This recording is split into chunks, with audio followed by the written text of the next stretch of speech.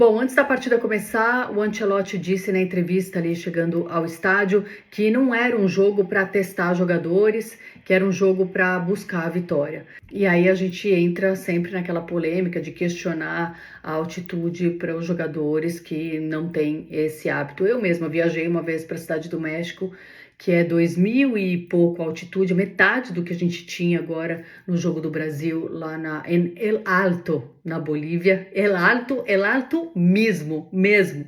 Era metade da altitude e eu fiquei super mal no aeroporto. Foi só uma conexão, mas eu fiquei umas horas no aeroporto e eu fiquei com muita tontura, fiquei com enjoo, sabe? Uma sensação de pressão baixa, bem ruim mesmo. Imagina jogar bola. É claro que os caras estão acostumados. Eu não sou jogadora de futebol profissional, mas os caras estão mais acostumados, têm mais físico, né? Mesmo assim, sentem muito e isso, claro, reflete ali na parte técnica em campo. Por isso fica difícil analisar e comparar a vitória do Brasil contra o Chile, que foi um jogo bom, gostei bastante, muita movimentação, muita criação, marcação boa também, do que o jogo que a gente viu contra a Bolívia. Ainda assim, o Ancelotti disse que a intenção não era testar alguns jogadores, mas dentro daquilo que ele falou de ter 70, uma lista de 70 jogadores que eles estão monitorando para a Copa do Mundo, escolher 26 jogadores, 25, que é a lista final para a Copa, é uma tarefa difícil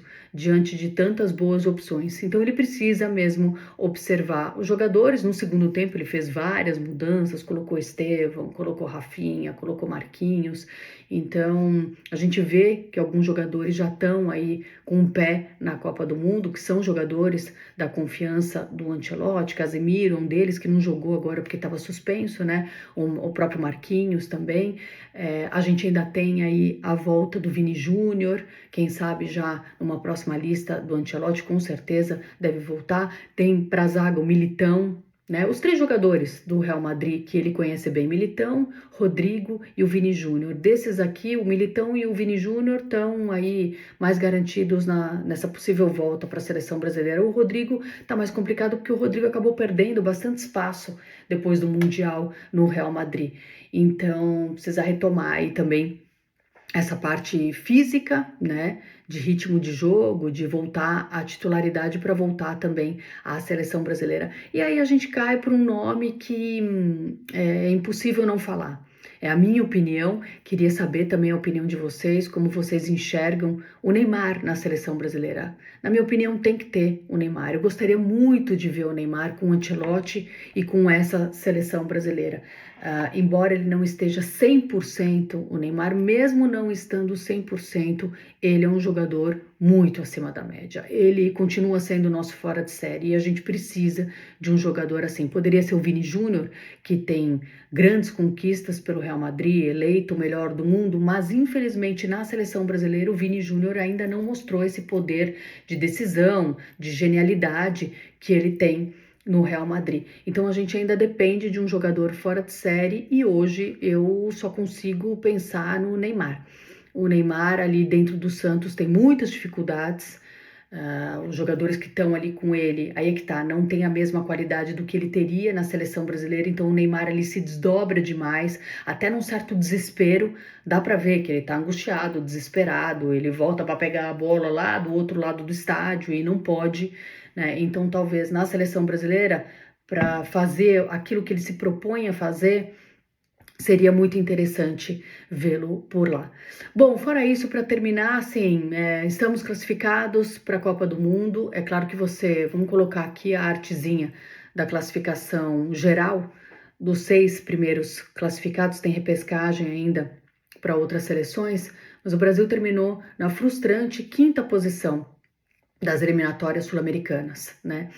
Foi a pior campanha do Brasil em eliminatórias. Antes era as eliminatórias que classificaram o Brasil para a Copa de 2022, quando o Brasil foi penta, mas ali tinha sido a pior campanha da história do Brasil, com 50 e tantos % de aproveitamento. Mas agora a gente conseguiu ter o pior desempenho, o pior aproveitamento em eliminatórias. Se a gente tivesse vencido a Bolívia, aí continuaria sendo a eliminatória para a Copa de 2022, mas como a gente perdeu da Bolívia, então agora temos aí essa marca de pior campanha, pior aproveitamento na história das eliminatórias. Tem muita água para rolar ainda.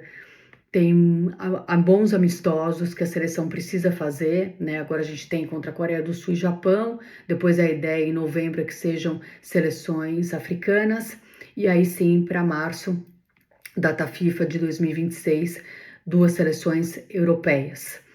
E aí ainda estão estudando 1 ou 2 amistosos antes do Mundial, antes da Copa do Mundo de 2026. Quero saber a opinião de vocês, como é que tá aí o ânimo? A gente viu já uma energia diferente, um trabalho diferente do Ancelotti, mas ainda temos muito trabalho pela frente, muito mesmo. E talvez aí tenha sido uma boa hora para perder, para dar esse chacoalhão, tanto nos jogadores como pro Ancelotti ver também, né? Tava aí invicto desde a estreia dele, não tinha tomado gol e agora sofreu o primeiro gol contra a Bolívia e essa primeira derrota. Então aí é um sinal de alerta de que ainda tem muito trabalho pela frente, mas eu sou muito Brasil sempre, na boa, na ruim, então, e sempre vou chegar numa Copa do Mundo com esperança e com torcida. Vamos ver, né? Nossas principais adversárias aí, eu falei no Instagram, abri uma caixinha de perguntas e respostas e falei que nossas principais adversárias, Espanha, principalmente, hoje eu colocaria a Espanha, assim, top 1, favoritíssima ao título da Copa, a Argentina, a atual campeã, e a França, pela força do elenco. Se você pegar a escalação aí da França, só tem jogadorzaço, araço, aço, aço. Então deixa aqui a sua opinião e curte o vídeo.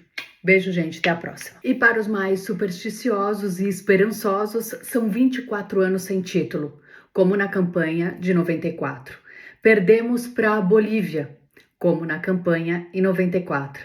Um trabalho recheado de críticas e crise, como em 94. Então, em 94, fomos campeões. Pode ser que dê bom pra gente, hein? Essa mensagem do editor lá do Sport Record, o querido Fernando Galvão, mandou aqui. E é isso. Às vezes a gente não creu em bruxas, pero que las hay. Vamos ver, né?